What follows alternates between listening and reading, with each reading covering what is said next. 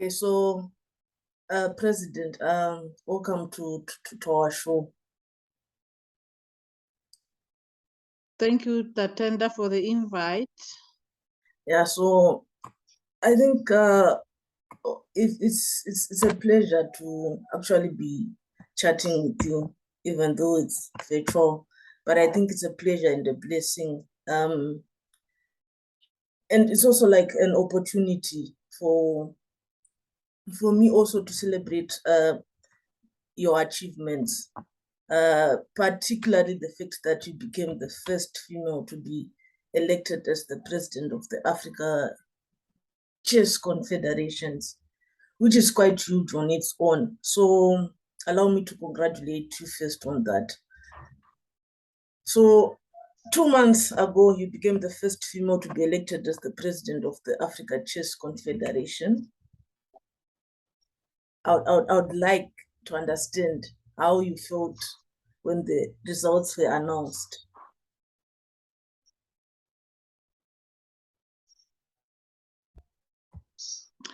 I would say it means a lot to me. It means African chess leaders were ready to have a woman at the top, and they were ready to lead the change in women empowerment. It was an exciting moment. Africa, as you all know, Africa is the first continent in history of chess to vote for a woman leader. And it's really an honor for me. And I'll still repeat to say, I thank all the 47 delegates who were present during the elections, who made an effort to ensure that a woman is voted at the top. Okay, so before I actually invited you for this, I also did like my research more. So I discovered that you won the election with the biggest margin ever in the history of the Africa Chess Confederation elections.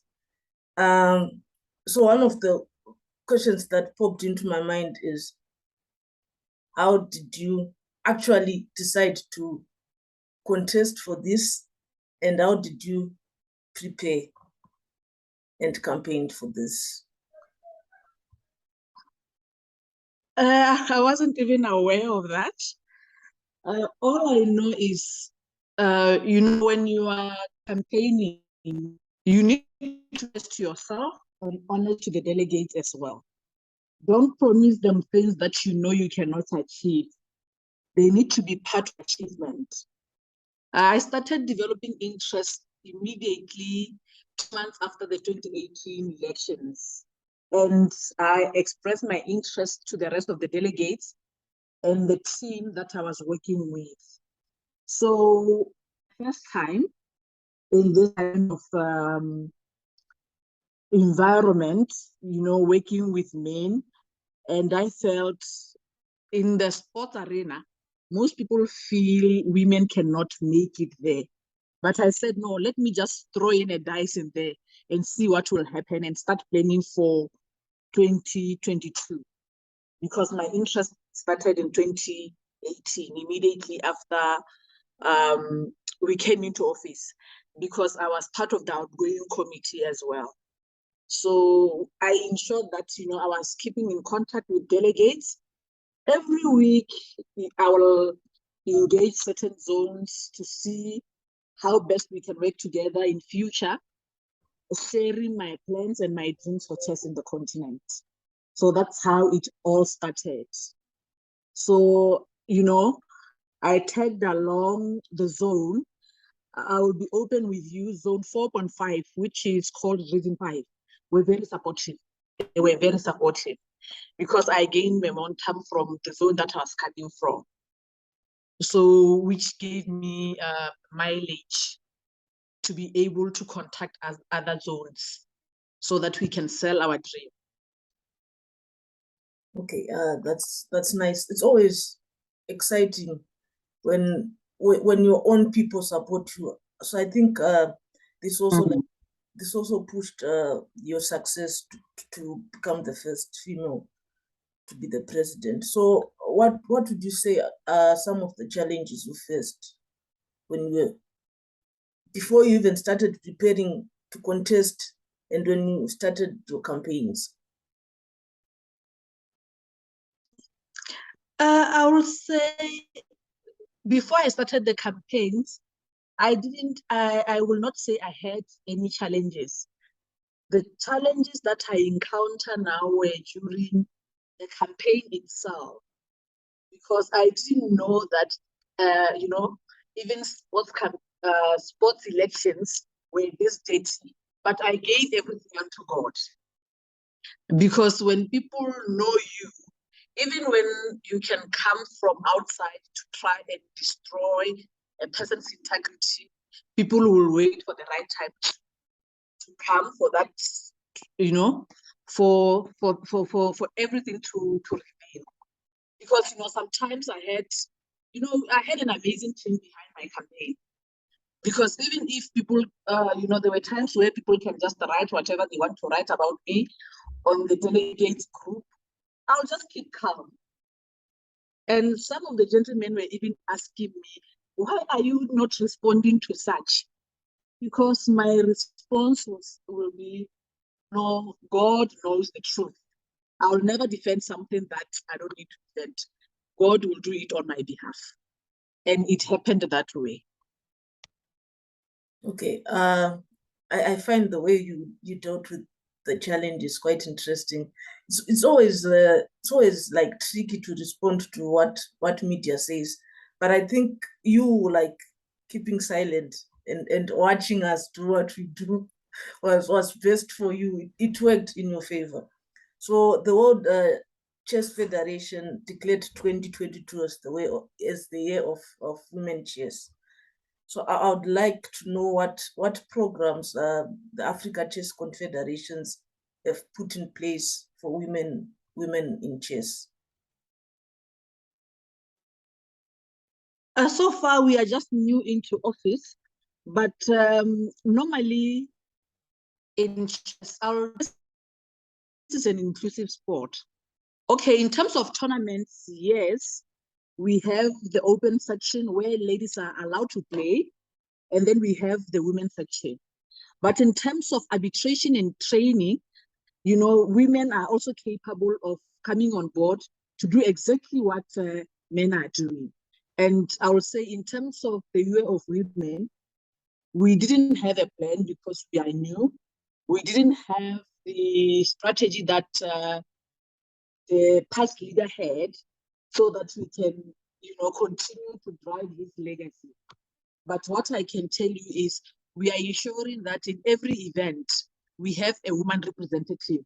We got support from the Arab Chess Union President Sheikh Saud during the trainer seminar, and we ensured that we had women representatives as part of that program. So we can not just develop and leave women behind. In the past Africa Individual Chess Championship, we ensured that we had capable women who can also move Africa forward in terms of arbitration. So whatever we are doing, we are ensuring that we have gender balance. It's not only women, but we ensure that, the equation is balanced. Okay, so what plans have you and your team put in place to ensure that Africa is working and effective commissions and committees? Currently, we started the engagement session. We have 5 zones. We have engaged zone 4.3, 4.2, and 4.5 so far, sharing our plans with delegates. We are left with zone 4.1 and zone 4.4 because the idea is to have a strategy for CC, and we would love each zone to feed that strategy. Secondly, we shared the commissions that we want to put in place in the continent. Immediately after our engagements are done, we'll be ready to call those who are interested in joining those commissions to come on board and apply, because we want to give each one of us an opportunity to be part of ACC. ACC is not run by the committee, but it's run by Africa Chess key stakeholders. So commissions are in place. We are just waiting to finish with the engagement sessions. Okay, so do you have any plans to have particularly more team competitions in the continent? As you know, chess is an individual sport. We are only planning to have 2. Because if you can look at it, most of our federations are having financial challenges, even to attend individual events.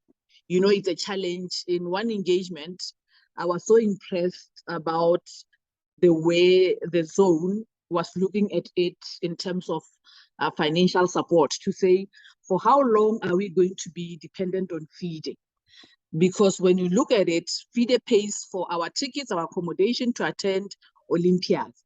But if, as Africans, we are unable to fund ourselves to attend our own events, what are we saying? Because we need to pull together as federations to raise enough resources so that we can attend events. And as you know, they will normally say chess is a very expensive sport. You put more money to fly to an event, and then you're not even guaranteed to get a prize fund. So now calling for team events, a lot of team events, it will mean, because of 2 teams now, the cost will be as equal as sending a team to an Olympia. But truth be told, we know our continent is not even able to send 1 team to an event. You know, we'll be trying our best to ensure that we look for sponsorship, and we need support from those federations that are having, you know, capacity to raise funds to pull together and assist those that cannot afford to raise enough funds. Okay, so you raised a very important point of federations struggling to raise funds to take teams for competitions. So I'd love to know what kind of self-sustainable project should we expect to see from Africa Chess Confederation that would help federations also to be able to make sure that chess players participate and travel for major competitions? What we had in place now is we are planning to have induction session in terms of human resource empowerment, so that federation leaders, you know, can be able to look for sponsorship as well and raise funds in their own countries. What we noted was that most of our federation, if not all, you know, there will be maybe 1 man running the office, meaning the players doing the training. What we are saying, let's capacitate federations to ensure that it's not only 1-man show. Everybody who is part of a federation is able to assist, and we need to sell chess to non-chess players, so that those non-chess players are able to share their skills with the existing committees. I think you might be aware that, you know, chess players, they love selling chess to themselves. You know, we don't want to sell chess to the community, to the rest of the community.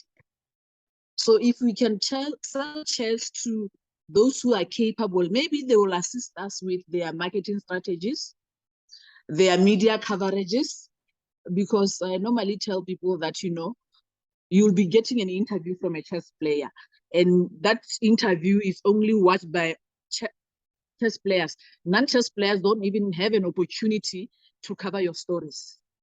So how are you selling your game? Sell your game to those that don't understand it, so that you can have buy-in of external stakeholders. Maybe we can sell our game better.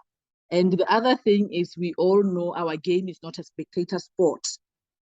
And for you to come watch chess, you need to be a chess player, so to say, having a bare minimum of understanding the basics of the game. And I think we need to transform the game in a way.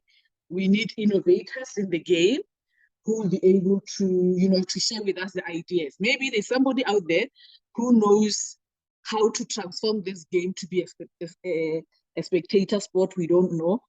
But if we can open up to the world to say we need your support in ensuring that we get the game, we might get something. Okay, nice. You talked about media coverage. What are you as a federation doing to ensure that you not only get the much needed media coverage, but you are also like teaching people into media about what the game of chess is all about? The plan now is we are now going to have a commission dedicated to media. We are going to be having advertising, journalism, and marketing commission, because we need people who are specialists in those areas. As an engineer, I don't know how to sell.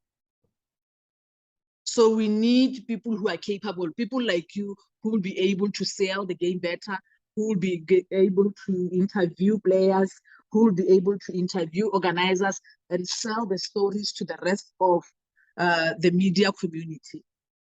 So that is our plan so far. What do you think? What do you think can be done to attract corporate sponsors to the game of chess in Africa? It's the issue of branding. We need to brand ourselves.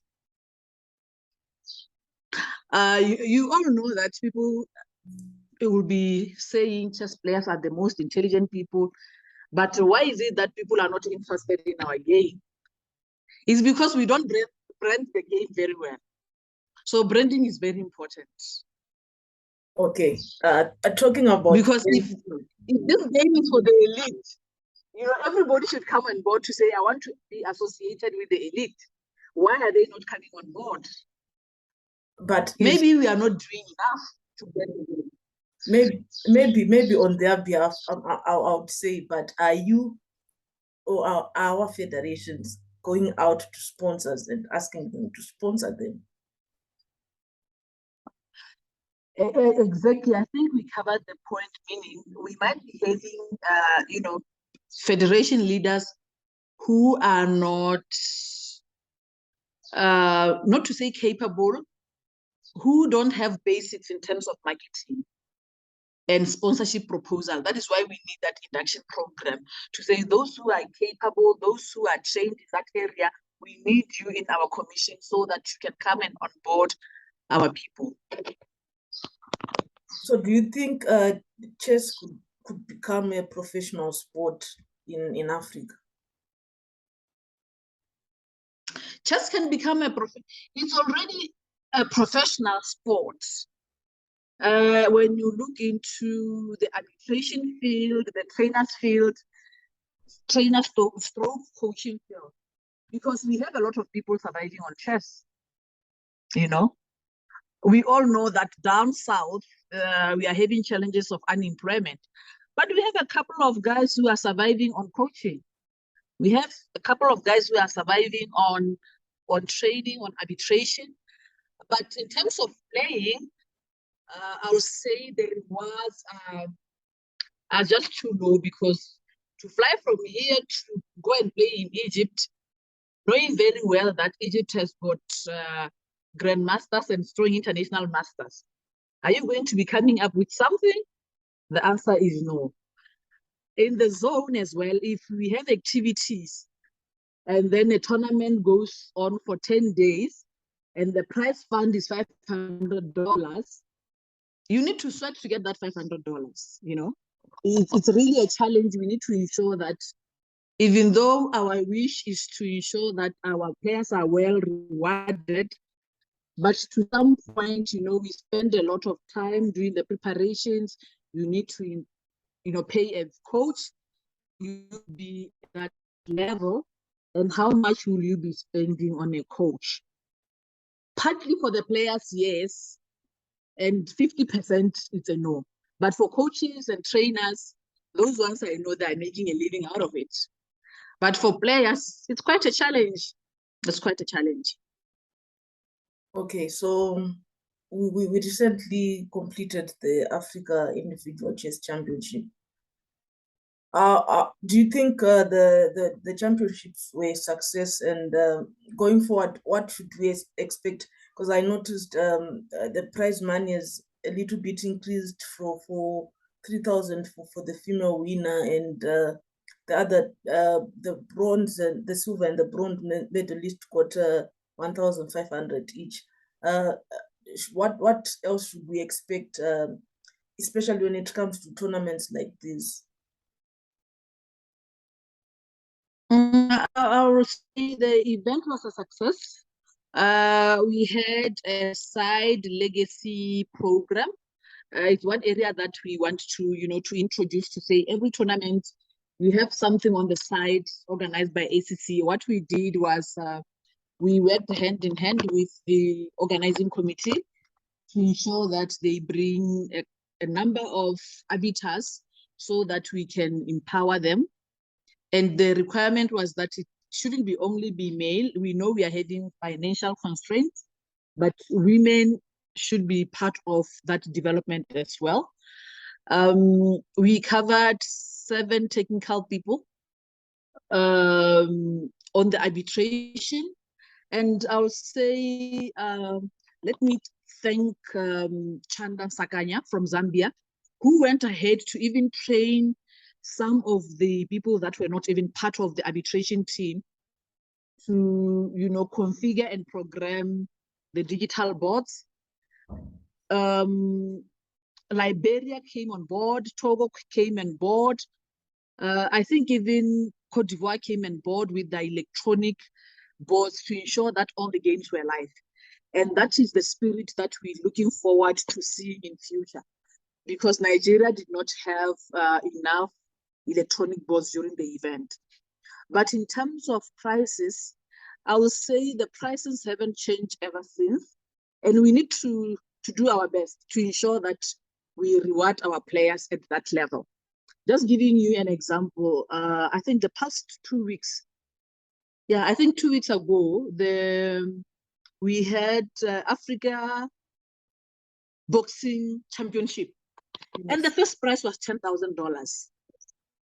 And if you compare the amount of time that boxers spend on the ring and the amount of time that chess players spend, moving those pieces, it's not, compared to the rewards, it's not making sense, A boxer will be in a ring for 5 minutes, for 4 rounds, and then it's knock off, It's 5 minutes, 5 minutes, 5 minutes. And after how many minutes? Less than an hour, you are rewarded with 10,000.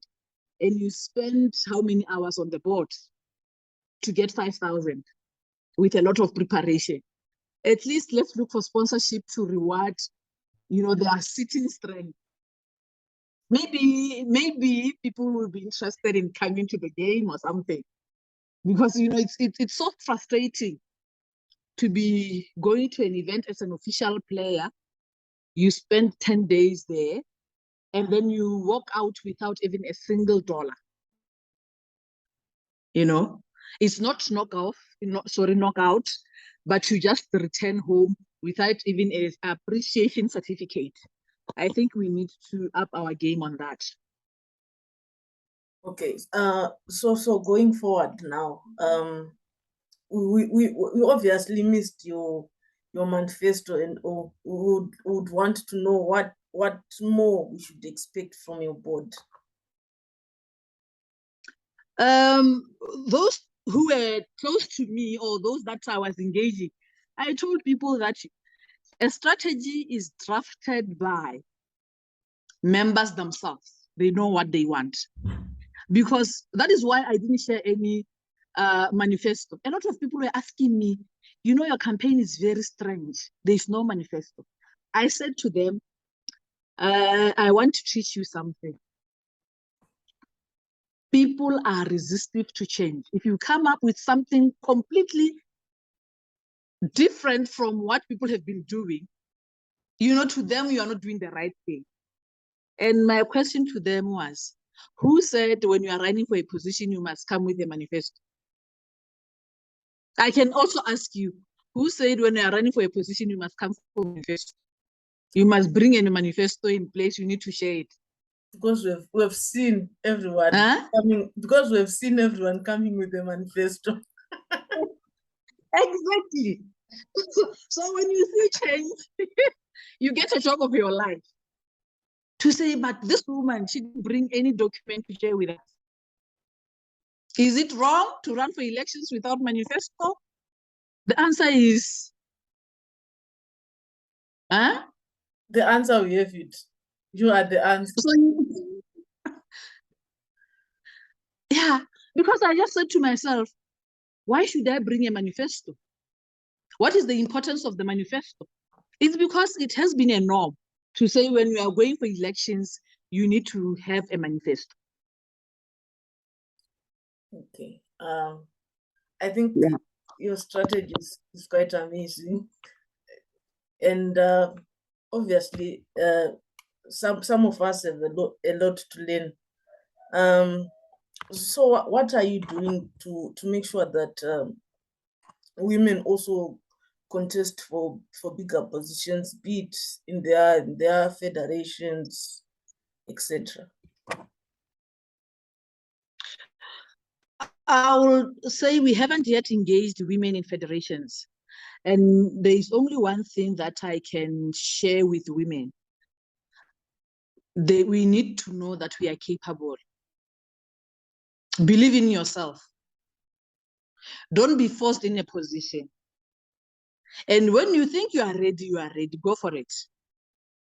There is nothing like, I'm a woman, I'm going to be intimidated by men. Of course, these men, they intimidate you. They will come up with all sorts of stories. They will tell you you are weak. And I remember at some point I was telling one that, okay, if you are saying women are weak, in what sense? Because at school we are doing the same mathematics. We are doing the same biology.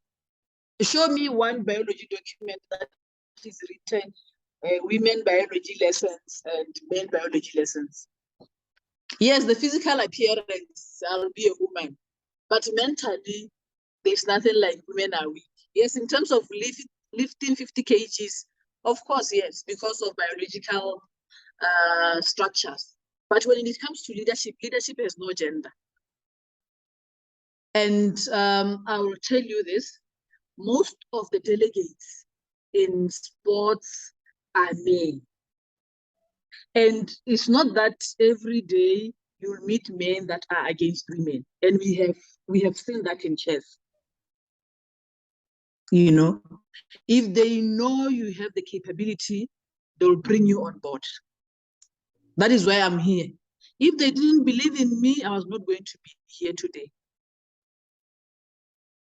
Okay, that's nice. I'd like to thank you, President Lopang, for joining me.